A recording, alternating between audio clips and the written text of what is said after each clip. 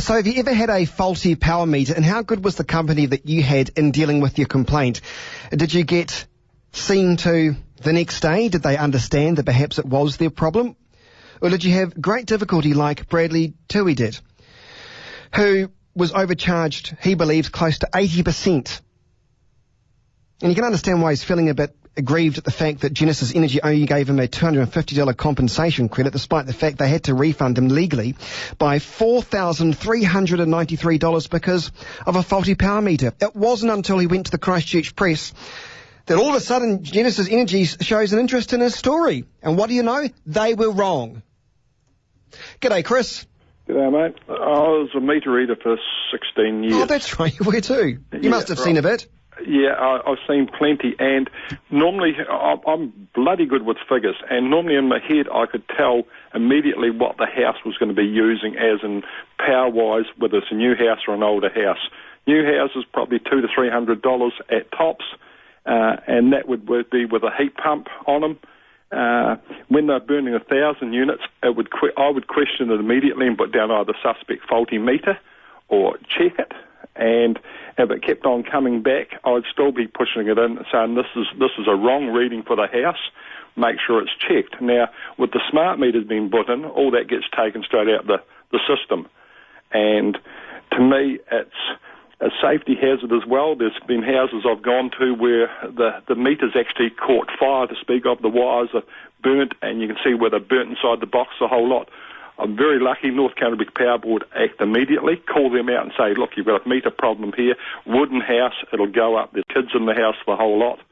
And they act immediately. But with the meter readers being taken out, that doesn't work anymore. So it's a straight out cost factor to them, and they're not interested in forking out until you push the envelope.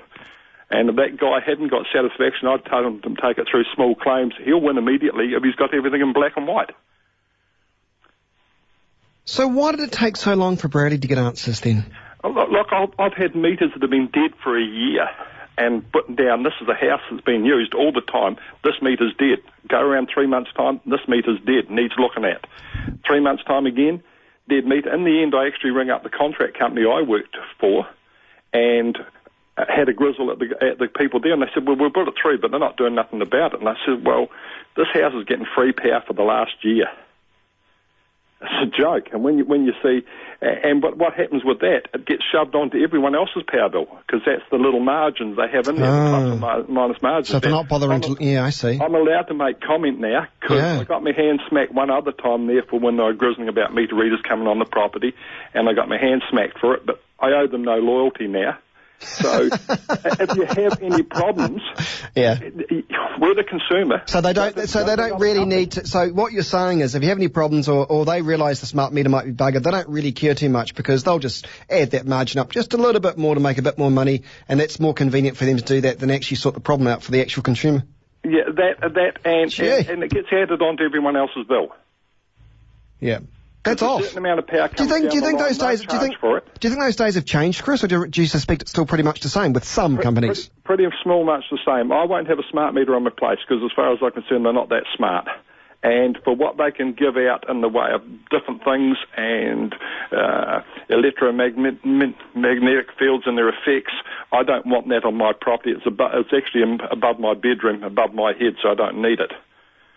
So I tell people, if you have problems, we're the customer. We can change. What do you reckon these smart meters do? This is making me a bit nervous. I don't think I've got one, thank God. But what do you reckon? They put out a lot of. If you look up electromagnetic fields and their effects, this is what the smart meters do. Now, I believe I got told by.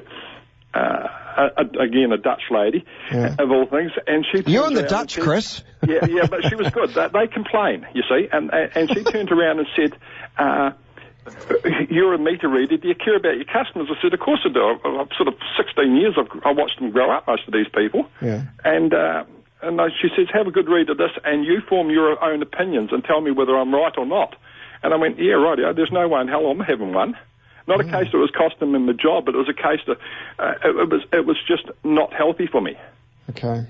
Because if people's kids are nauseous and bits and pieces, that's what the problem can be. But they've never put it out there.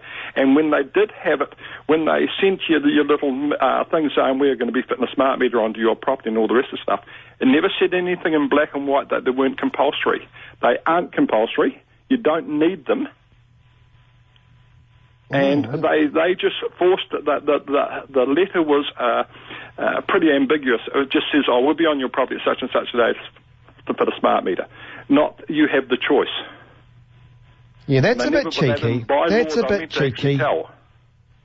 Yeah, I've heard of something similar too, where my friend had it changed, and she was unhappy about that because she didn't trust them too. I got to move on, Chris, but always good to listen.